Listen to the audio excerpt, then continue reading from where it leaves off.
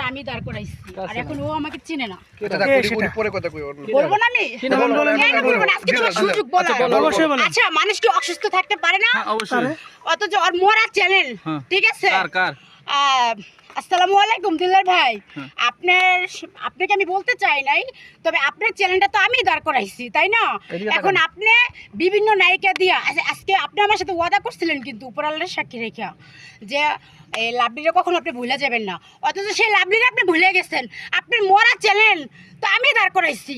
আমার যত প্রবাসী দেশে বিদেশে সবাই আমার নাটকগুলো দেখছে, আমার অভিনয় করে নাটকগুলো দেখছে।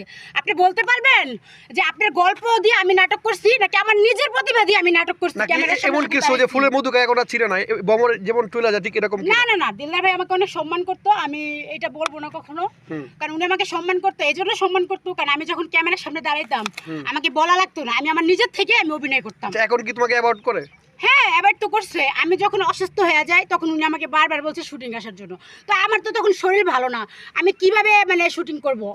এই জন্য উনি আমার ভুল বুঝছে, বিভিন্ন ধরনের কথা বলছে। আমি নাকি অনেক দাম দেখাই, অহংকার করি, কিন্তু আমার মাঝে কোনো অহংকার নেই। যখন আমি সুস্থ হলাম, বাড়ির থেকে ঢাকা আসলাম,